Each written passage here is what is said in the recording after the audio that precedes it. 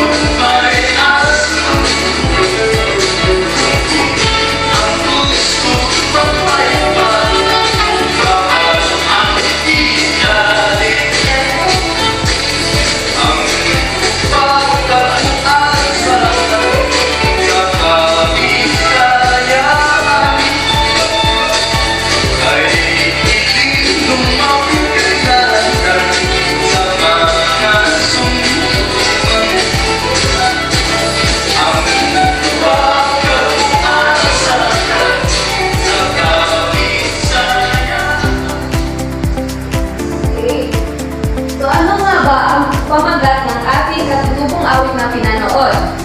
Tuba po, teacher. Mahusay, darling.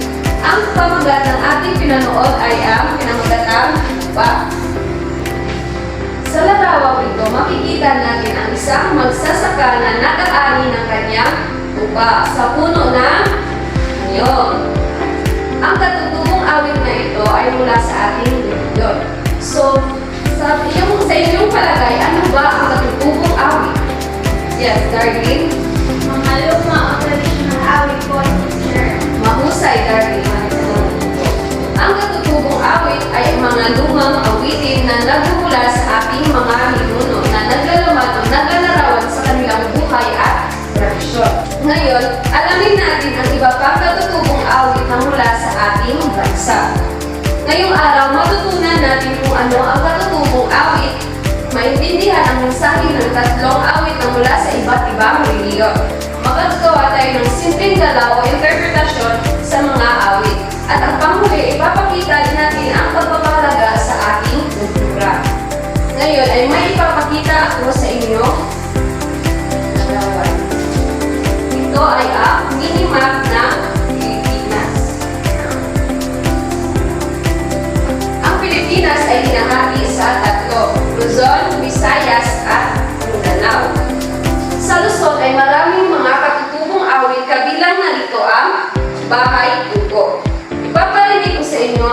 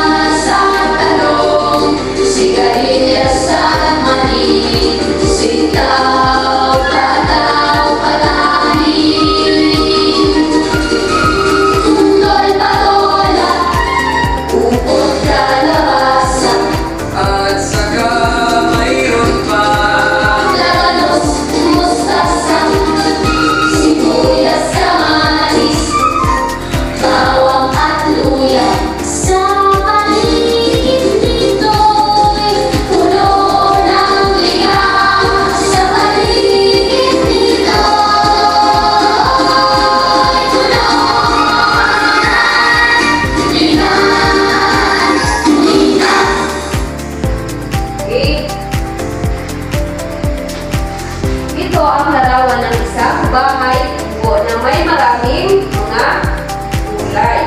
So, ano sa tingin niyo ang hatid ng mensaheng bahay kubo? Yes, Mariel. Kaya nagkaroon ng kaya at president na American College. Okay, mahusay.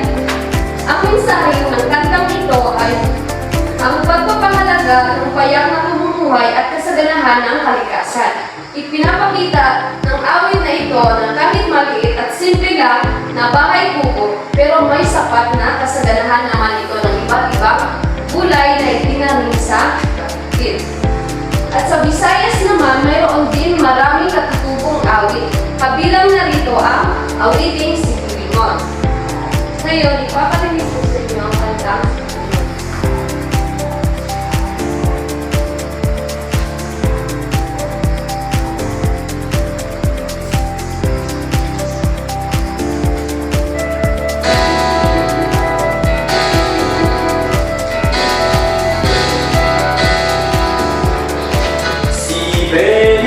Si Belimon na masul sa kalagayan, nakakuha kung isang kapasakan. Ibaligya sa merkadong buwan. Ang halin pulos ko na, di ko lang ipalupa.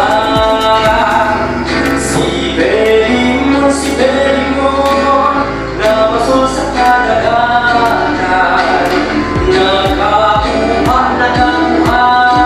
kung isang kapasakan. Ibaligya sa merkadong buwan.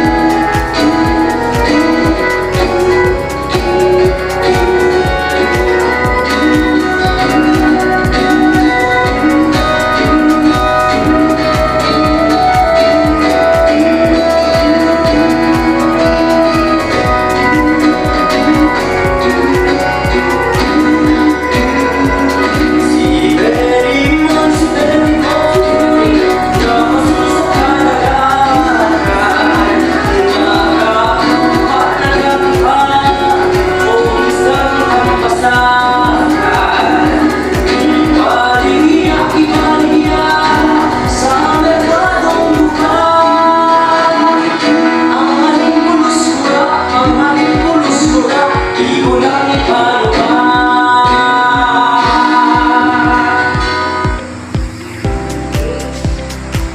So, ano nga ulit ang pamagat ng pinanood ninyong kanta? Si Belimon po, teacher. Okay, mahusay. Ang larawang ito ay si Pilimon. Isa siyang mangingisda. Ang mensaheng hatid ng si Pilimon ay ang kahalagahan ng kasipagan at responsibilidad sa paghahanap buhay. Ipinapakita sa awiting ito na si Pilimon ay nangingisda, ngunit hindi siya naging masipag at responsable. Sapagkat kundi lang ang kanyang isdang nakuha at ang kita na galing sa isda ay ibinili lamang niya ng iba. Ang hatid ng kanta ito ay dapat tayo maging responsibilidad at maging masipag. Ang panghuling rehiyon ay ang Mindanao. Marami ding mga katutubong awit at kabilang na nito ang Balile. May ipapakita ako sa inyo video ng kantang Balile. Makinig kayo ng konti.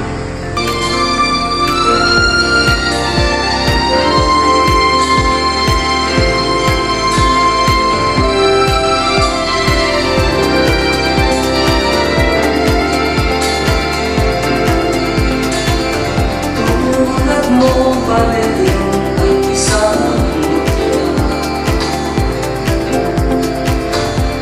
Pero sa kailing anong ganda.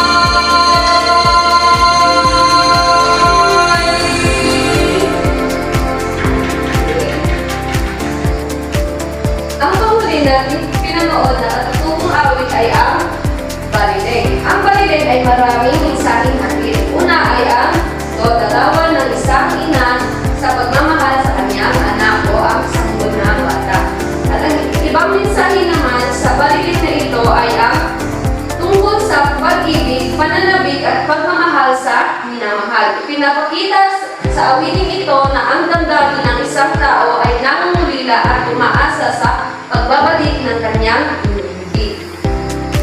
At ngayon, tuturuan ko kayo ng simpleng galaw o interpretasyon sa bawat awitin. Isabayan niyo ako, magsitayo kayong lahat. Una, pag sinabi natin bahay kubo, ang simpleng galaw o interpretasyon ng kantang ito ay masaring bahay kubo kahit munti ang halaman doon ay sari-sari. Yun ang simpleng galaw o interpretasyon ng bahay kubo. Ang pangalawa naman ay ang sa Visayas ay ang sipilimon. So ay ang paghagis ng lambat, kung mali ng hagis tayo ng lambat, tapos kunin natin ang lambat na parang nag-aali ng isda. Okay, ihagis ng lambat, tapos okay. At ang panghuli ay ang baliling. Kunwaring ito ay ang sanggol. At paghaplos sa braso, gano'n. Tapos parang nagduguyan. Okay. Maaari na kayo magsuko. Bigyan ng sigaw palakpakan ng ating sarili. Husay mga bata.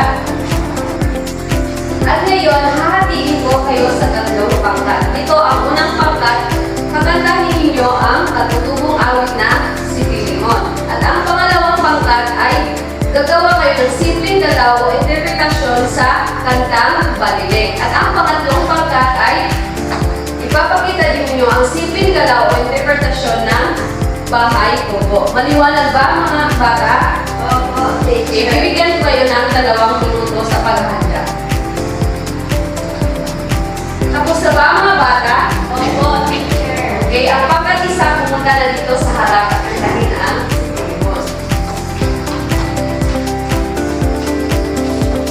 Sipilimon. Sipilimon, na maso sa karagatan, nakakuha na tuha, basta na masyakan. Baliya, sa masyadong ba, ang halin purus-pura, igulang panbay. Okay, bigyan naman sa bagong pangkat ang pangkat isa. Ngayon sa pangkat, pangalawa naman pumunta dito sa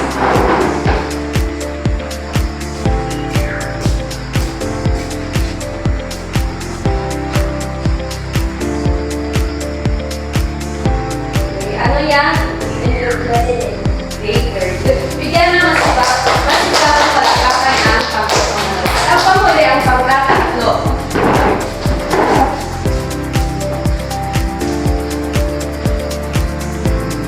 Okay, bigyan naman sa bagong palakakan ang pangkat. At ngayon, bibigyan ko kayo ng pagtataya. Kumuha kayo ng kapirasong papel at sagutan ang mga tanong niya.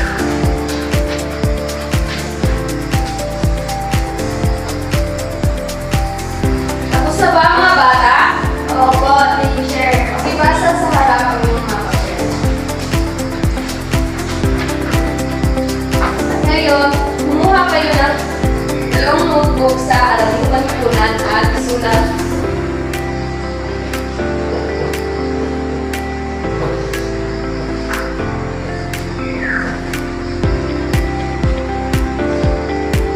Tapos na ba mga bata? Opo, teacher. At yun lamang ang ating leksyon ngayong araw. Magsitayo tayo para sa ating closing prayer. Sa ngalan ng